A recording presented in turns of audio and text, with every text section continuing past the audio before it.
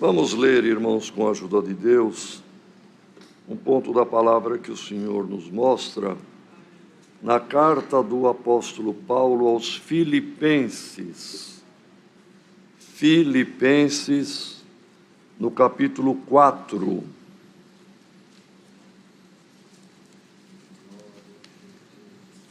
Filipenses está depois de Efésios e antes de Colossenses.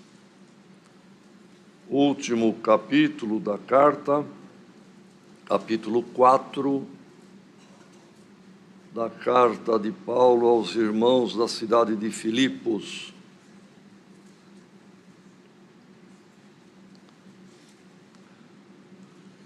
Se todos acharam, vamos ler, irmãos, com a guia e ajuda de Deus. Portanto, meus amados e muito queridos irmãos, minha alegria e coroa, estai assim firmes no Senhor, amados. Rogo a Evódia e rogo a Sintique que sintam o mesmo no Senhor. Peço-te também a ti, meu verdadeiro companheiro, que ajudes estas mulheres que trabalharam comigo no Evangelho, e com Clemente e com os outros cooperadores, cujos nomes estão no livro da vida. Regozijai-vos sempre no Senhor. Outra vez digo, regozijai-vos. Seja a vossa equidade notória a todos os homens. Perto está o Senhor. Não estejais inquietos por coisa alguma. Antes, as vossas petições sejam em tudo conhecidas diante de Deus, pela oração e súplicas, com ação de graças. E a paz de Deus, que excede todo o entendimento, guardará os vossos corações e os vossos sentimentos em Cristo Jesus. Quanto ao mais, irmãos, tudo que é verdadeiro, tudo que é honesto, tudo que é justo, tudo que é puro, tudo que é amável, tudo que é de boa fama, se há alguma virtude, e se há algum louvor, nisso pensai. O que também aprendestes e recebestes e ouvistes e vistes em mim, isso fazei, e o Deus de paz será convosco. Ora, muito me regozijei no Senhor, por finalmente reviver a vossa lembrança de mim, pois já vos tinhas lembrado, mas não tinhas tido oportunidade. Não digo isto como por necessidade, porque já aprendi a contentar-me com o que tenho. Sei estar abatido, e sei também ter abundância. Em toda maneira e em todas as coisas estou instruído, tanto a ter fartura como a ter fome, tanto a ter abundância como a padecer necessidade. Posso todas as coisas naquele que me fortalece. Todavia, fizestes bem em tomar parte na minha aflição. E bem sabeis também vós, ó Filipenses, que no princípio do Evangelho, quando parti da Macedônia, nenhuma igreja comunicou comigo com respeito a dar e a receber, senão vós somente. Porque também uma e outra vez me mandastes o necessário a Tessalônica. Não que procure dádivas, mas procuro o fruto que abunde para a vossa conta. Mas também tenho recebido e tenho abundância. Cheio estou, depois que recebi de Epafrodito o que da vossa parte me foi enviado, como cheiro de suavidade e sacrifício agradável e aprazível a Deus.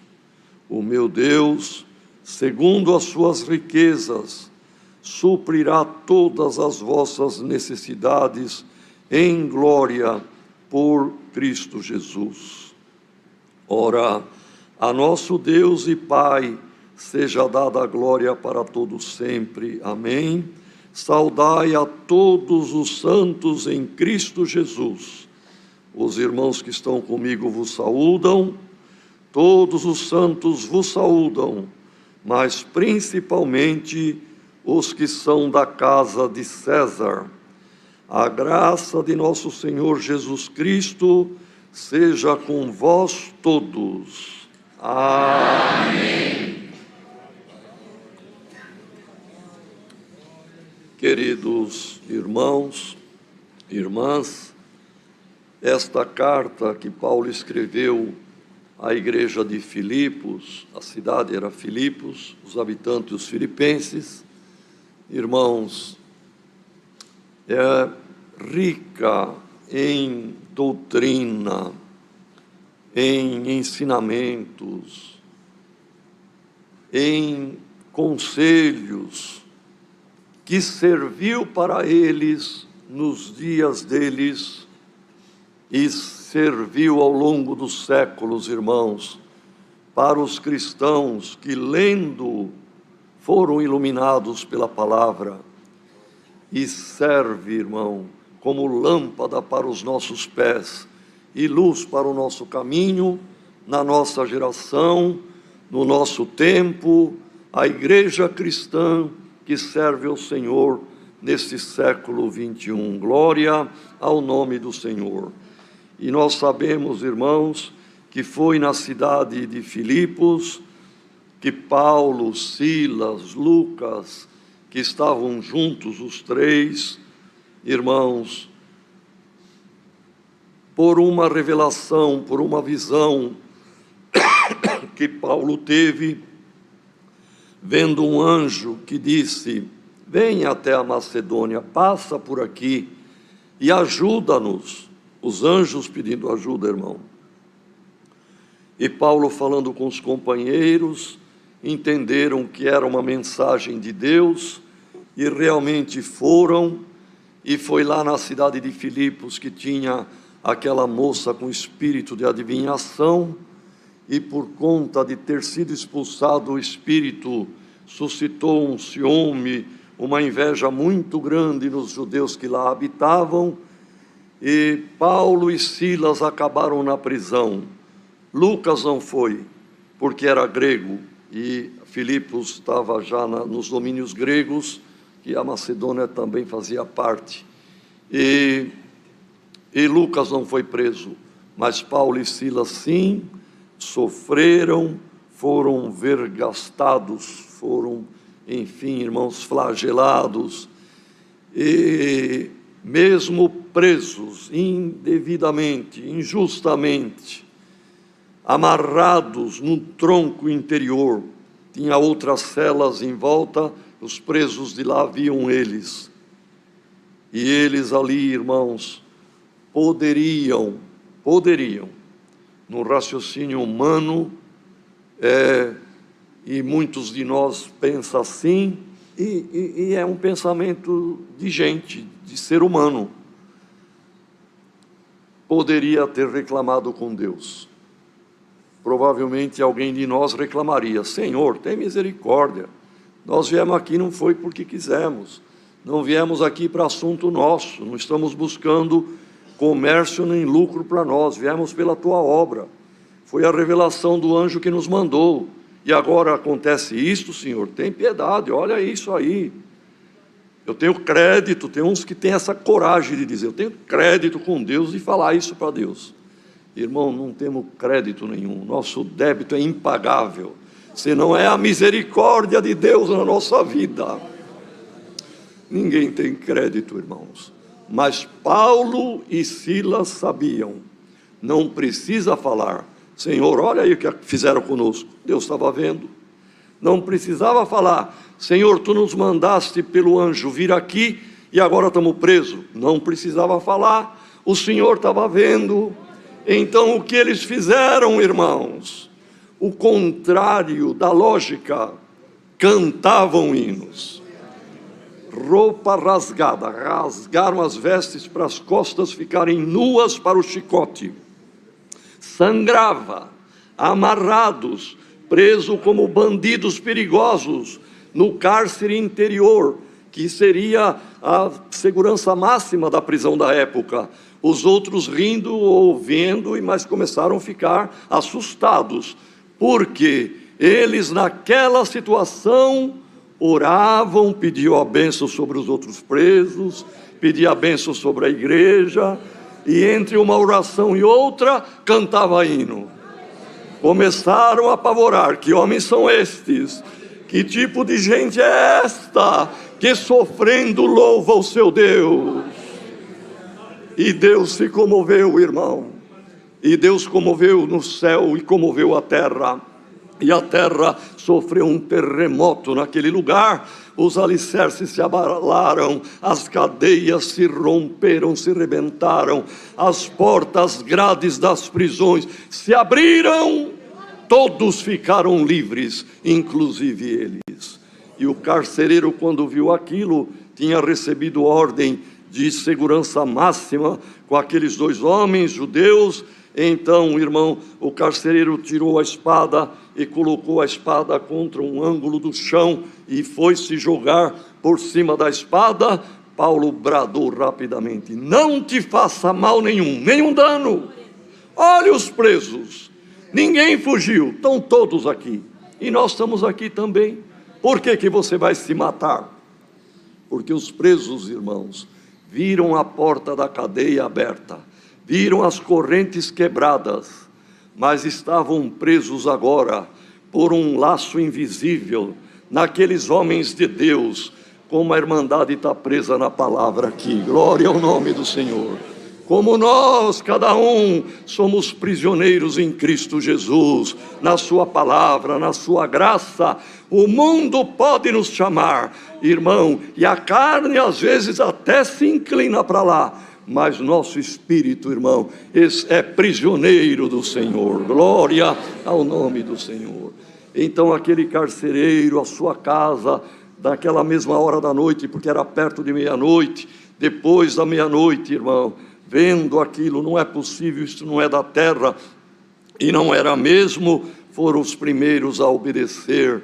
Lídia, vendedora de púrpura, também obedeceu, e nasceu ali uma igreja, irmãos. Glória ao nome do Senhor, que Paulo amava, como uma mãe que tem vários filhos, e às vezes um deu trabalho no parto, um cresceu ali com uma certa dificuldade.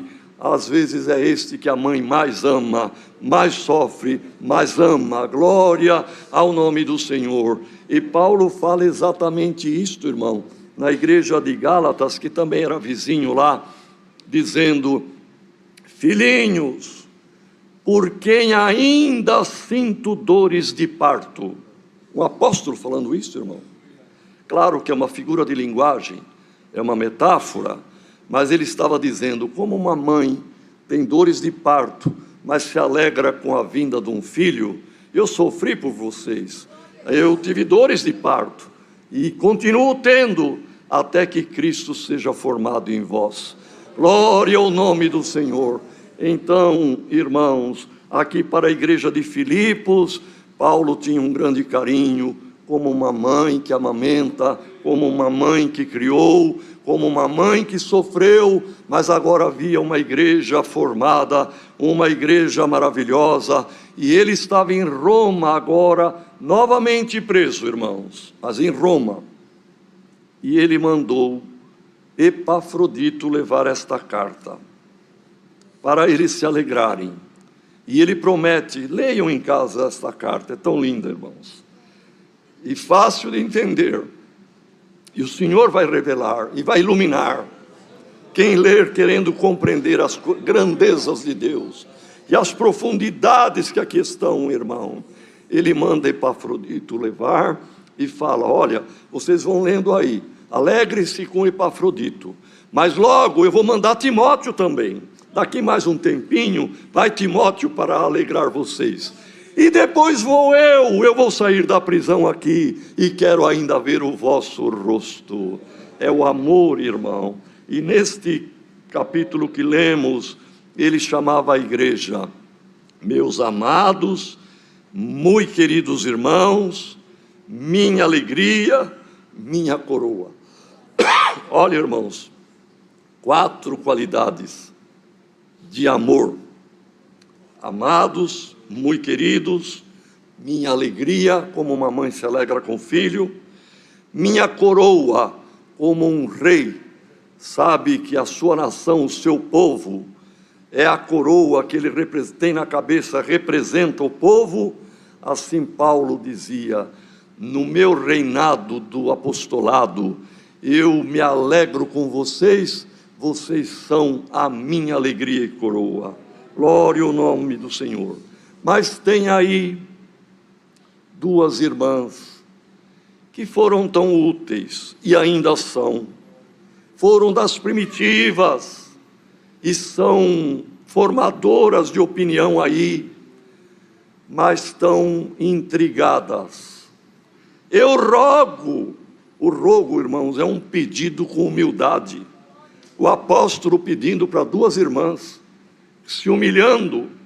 Meu pedido é um rogo para você, Vódia, e para você, Sintique, que parem com desentendimento, procurem ter comunhão, porque elas eram formadoras de opinião, irmão.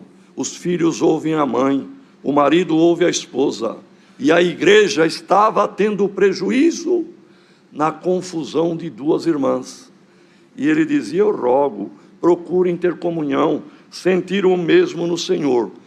E Epafrodito, aqui não fala, quem ler o capítulo 2 vai entender que ele falava de Epafrodito, um cooperador, que levou a carta. Eu te peço, para elas as brigadas, rogava. Para Epafrodito ele falou: eu te peço, para você, que você é meu verdadeiro companheiro, que ajude essas mulheres. Olha, irmãos, o Senhor revelou esta palavra por este verso aqui. Tem gente que se desentende e vai o desentendimento embora e não acerta. Precisa de ajuda, precisa de um terceiro. Às vezes é o marido e a mulher, às vezes é um pai e um filho, às vezes são 2 irmãos, ou carnais ou irmãos na fé, se desentenderam e eles não têm força de se reconciliarem. Precisa de um terceiro, precisa de ajuda. Irmã, serva de Deus, o teu casamento para continuar precisa de ajuda. E Paulo falou para Epafrodito: eu rogo, eu peço também a ti, meu verdadeiro companheiro, que ajude essas mulheres, pois elas trabalham no Evangelho, trabalharam comigo, com Clemente, são valentes, são valorosas, são amáveis, são importantes na obra aí, mas brigada uma com a outra está dando prejuízo. Ajuda quanto antes. Irmão, quando entra um desentendimento num casal, em 2 pessoas, há a necessidade de ajuda, ou do ministério, ou uma ajuda profissional, às vezes até de um psicólogo, às vezes até, irmãos, de outro da família, que tem uma influência, que tem uma abertura, que dão ouvido para ele. É o Epafrodito da questão. Glória ao nome do Senhor. E Deus vai preparar alguém que está ouvindo esta palavra, a palavra de Deus não vem em vão. O teu casamento não vai se desfazer. Deus manda ajuda por esta palavra e vai aparecer o ajudador. Glória ao nome do Senhor. Então, irmãos, Paulo dizia, vocês não podem estar brigados, tem que ter alegria. Irmão, servir a Deus precisa ser voluntariamente, e precisamos ter motivação e alegria. Então ele dizia, regozijai-vos, tenham alegria de ser crente. Outra vez digo, vou repetir, ele disse, regozijai-vos. O regozijo, irmão, é esta alegria que não é carnal, é alegria de alma, prazer de estar no culto, prazer de colaborar na coleta, prazer de tocar no culto, prazer de ser crente, prazer de servir a Deus. Se este prazer fugiu de algum coração, fugiu da mente de alguém, permita a Deus que pelo poder desta palavra, torne na tua vida a alegria de ser crente no Senhor Jesus.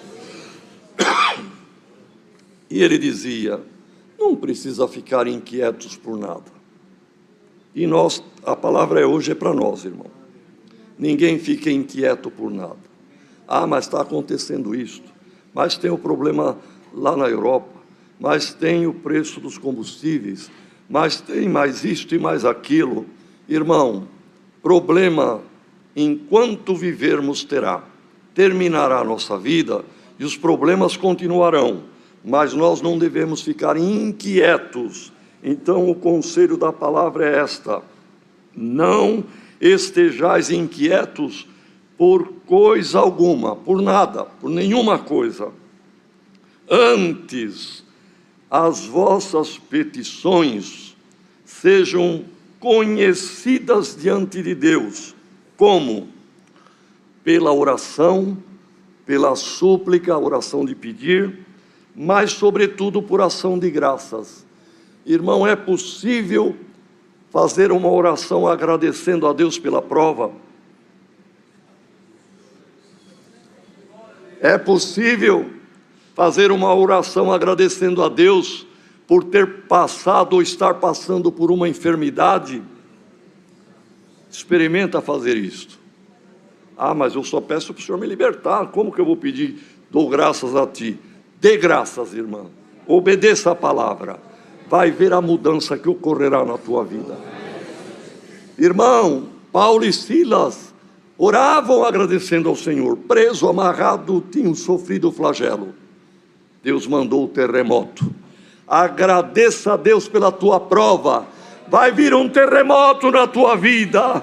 Alicerces vão se mover e portas vão se abrir. Glória ao nome do Senhor. Ele diz mais aqui a palavra: fazendo isto, a paz de Deus, que excede toda a compreensão humana, excede todo o entendimento da mente humana, guardará os vossos corações e os vossos sentimentos. Porque o que nos faz sofrer, irmão, são os sentimentos interiores. Se os nossos sentimentos são bons, são de paz, nós podemos ter um salário pequeno, uma casa humilde, uma vida simples, irmão. Mas tendo paz, o nosso sentimento interior não tem explicação. Vai além do raciocínio humano. É melhor esta vida do que a vida de um presidente de uma república, do que um rei, do que um homem muito rico, irmão, ou uma mulher riquíssima deste mundo, sem paz. A paz não tem preço, e a paz vai além de tudo. O que adianta viver num palácio, irmãos, cercado de servidores, tendo tudo, mas não tendo paz interior? A pessoa trocaria tudo pela paz. E aqui está a palavra: a paz de Deus virá na tua vida. Essa paz que excede todo o entendimento. ela virá. E os teus sentimentos serão de alegria, de regozijo, mesmo ganhando um salário de pouco poder aquisitivo, irmão, mesmo vivendo uma vida simples, morando numa casa simples, tendo paz, você é como um rei, a irmã é como uma rainha. Glória ao nome do Senhor. E sem a paz, irmão, nada desta vida serve. Por que há suicídio de pessoas ricas, de pessoas com bens materiais? Faltou a paz, faltou tudo. Haja paz na tua vida. Haja paz na tua vida. Glória ao nome do Senhor. Jesus, após a ressurreição, quando os discípulos estavam lá na casa de Maria, mãe de Marcos, reunidos com porta fechada, trancada, janelas fechadas, orando baixinho, com medo, o Senhor apareceu no meio deles. Não precisou pular a janela, nem bater na porta, nem descobrir telha. O Senhor entrou ali. Ele entra em qualquer lugar, irmão. E estendeu as mãos e disse: paz seja em vós. Neste momento, irmão, é verdade que são as simples e fraquíssimas mãos dos servos de Deus, mas receba a paz em nome do Senhor Jesus. Haja paz na tua vida, haja paz na tua casa, na tua família, haja paz na vossa causa. Glória ao nome do Senhor. E essa paz que vem de Deus, ela excederá, ela extrapolará, glória ao nome do Senhor, qualquer outra coisa, irmão, qualquer outra coisa. A pessoa pode ter um anseio de passar no concurso público mais difícil, pode ter um anseio de terminar um curso superior e se formar como médico ou médica, são anseios bons, irmão, mas se não tiver paz, nada vale. E tendo paz, tudo está debaixo da potente mão de Deus. Quanto ao mais, porque tem mais, a vida é problema, irmão. O trabalho, criação de família, a luta. Nós estamos num campo de batalha. A pessoa nasceu, até terminar a vida, é uma batalha. Mas no demais, olha o que disse aqui o apóstolo, irmão. Ele faz uma série de virtudes, que é a verdade, a honestidade, a justiça, a pureza, a amabilidade. E no final ele diz: nisso pensai.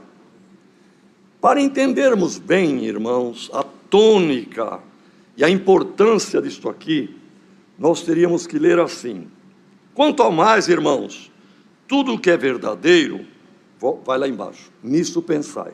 É para pensar na verdade. Tudo o que é honesto, nisso pensai. Tudo o que é justo, nisso pensai. Tudo o que é puro, pensa na pureza. Tudo o que é amável, é para pensar na amabilidade. Tudo o que é de boa fama, tudo o que é de virtude, se há virtude, nisso pensai. Por que isto, irmão, este valor tão grande ao pensamento? Porque o pensamento seu e meu e de todo ser humano é o princípio, é o start, é de onde partem os projetos. E o projeto se concretiza, seja ele bom ou seja ele ruim, maléfico. Os projetos dos pensamentos se realizam. Então vamos pensar em coisa boa, irmão. Que coisa boa virá na nossa vida.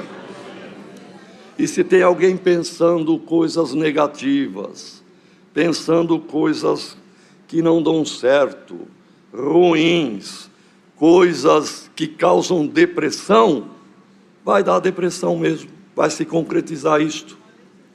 Deus guiou o irmão Franciscon, nas mensagens escreveu: nós não podemos proibir ou impedir que as aves voem, aí fora, vamos numa praça, vamos num campo, ou mesmo na rua, de repente percebemos pássaros voando, e isso nós não podemos impedir, mas nós podemos impedir se um passarinho, seja qual for, um pardal, uma pombinha, vem com um cisco no bico e quer fazer ninho em cima da nossa cabeça.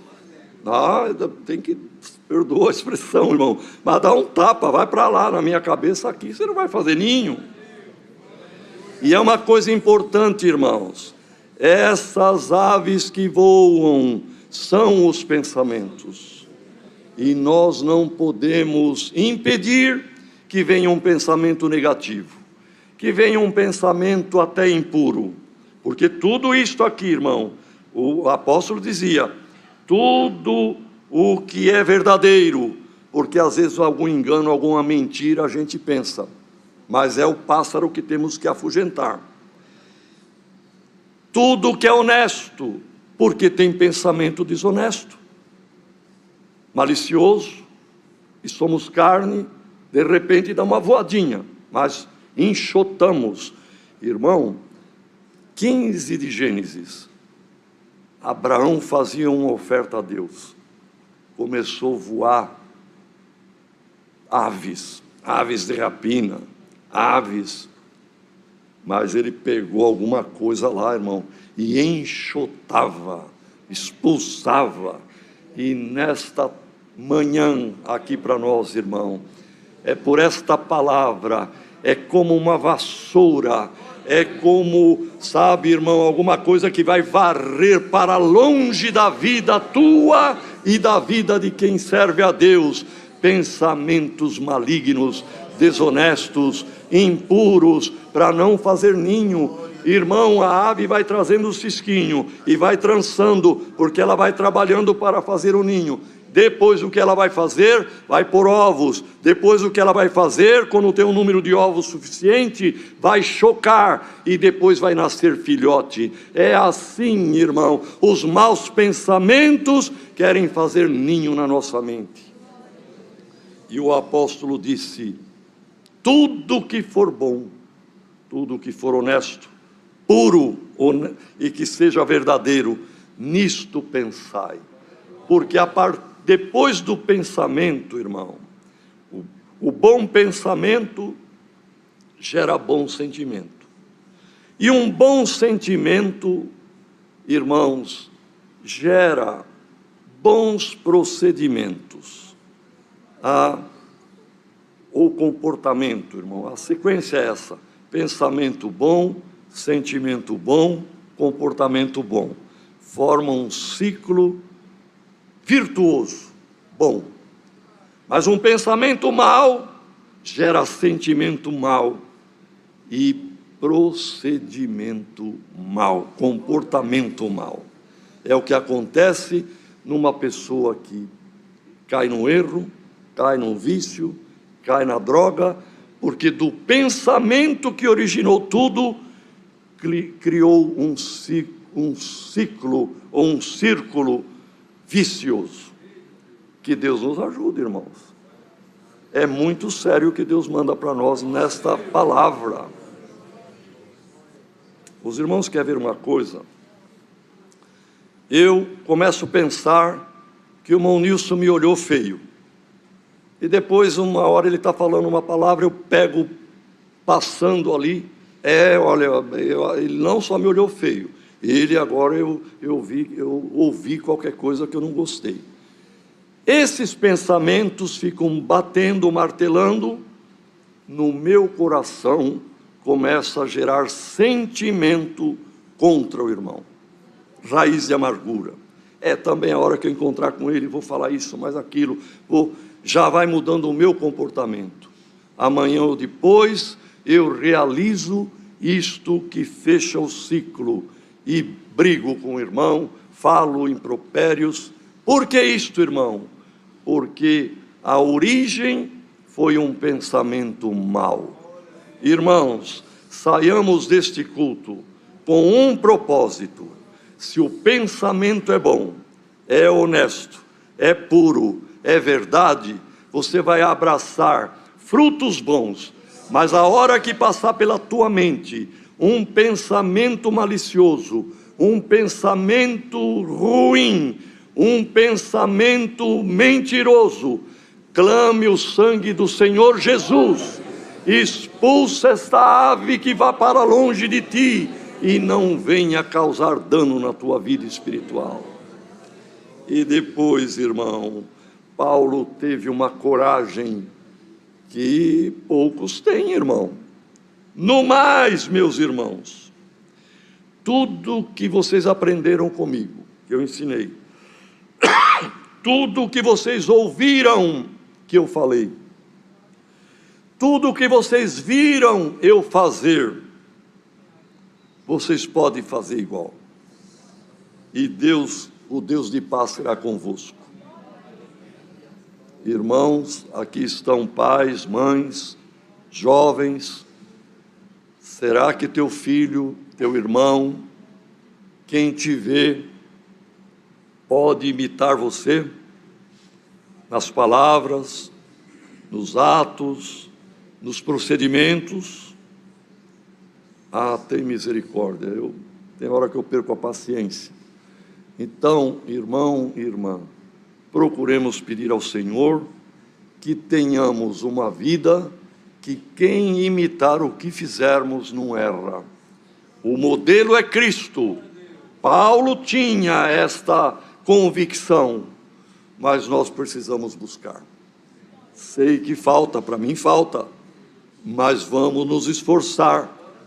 Vamos até porfiar, irmão. Porfia é teimosia, mas teima para entrar no céu. Teima ser bem honesta, bem sincera, bem sincero. Tenha palavras na tua boca, que o teu filho pode falar o que você fala, e não é nada feio. Faça de tal maneira que o teu filho te imite e não erra. E depois ele termina dizendo, eu me regozijei, porque Epafrodito tinha ido a Roma, e agora voltou com a epístola, o pergaminho escrito por ele, por Paulo. E na ida a Roma, Epafrodito levou coletas que fizeram sabendo que Paulo estava preso e que tinha necessidade, irmão. Vem o inverno, neve, roupa, comida e ter uma fruta, enfim, uma coisa que na prisão não é dado para o prisioneiro. Então foi uma coleta, um fruto do amor. E ele disse, eu me regozijei tanto quando ouvi de vocês uma igreja pobre, porque a igreja de Corinto era de gente rica, irmão, comerciantes e pessoas que tinham frota de navio, e eram irmãos, mas não colaboravam na coleta não. Agora, Filipos era de pobre e colaborava, irmão.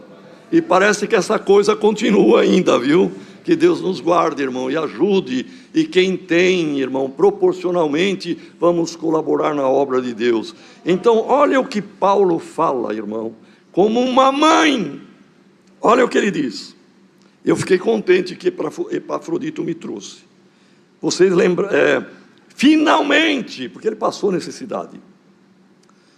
Regozijei no Senhor por finalmente reviver a vossa lembrança ao meu respeito. Vocês lembraram de mim. Mas aí ele lembra que ele era mãe da igreja. Ele fala assim,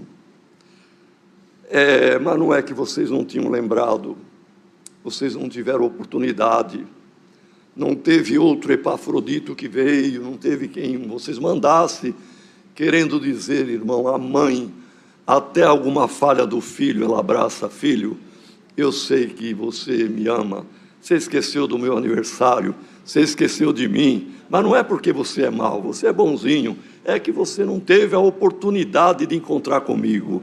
Quer dizer, irmão, justificar até a falha de quem a gente ama.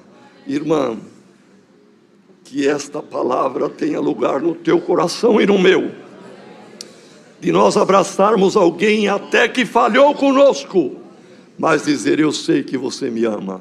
Você não teve oportunidade de demonstrar isto, mas eu tenho certeza que você me ama. Irmão, fazendo isto, o inimigo foge, o inimigo não encontra brecha, é brasa na cabeça dele, irmão, glória ao nome do Senhor. Mas ele se alegra quando alguém fez uma coisa pequena, o outro faz um erro maior contra, e a confusão está armada. E ele disse: eu também estou dizendo isto, não é porque eu estou com necessidade, eu passei, mas agora estou bem, mas estou contente. Eu aprendi a viver abatido, aprendi a ter abundância, aprendi a passar fome, aprendi a ter bastante fartura, aprendi tudo. Irmão, que o Senhor nos ensina. Olha o que ele diz aqui: eu aprendi a tanto ter abundância, como também viver na necessidade. Irmão, muitos crentes na pobreza, na dificuldade, serve a Deus, não mede a distância, congrega. Muitos, quando vem a abundância material, a boa estabilidade financeira, começa a se esquecer, irmão, e começa a faltar em culto, e começa a se esfriar. Paulo dizia: eu sei viver na necessidade e sei viver com abundância. Que o Senhor ensine alguém que está ouvindo esta palavra, mesmo na vida próspera, financeira e nos bens materiais, lembra-te em primeiro lugar do Senhor e da tua alma. E ele termina dizendo, irmão: eu posso todas as coisas daquele que me fortalece.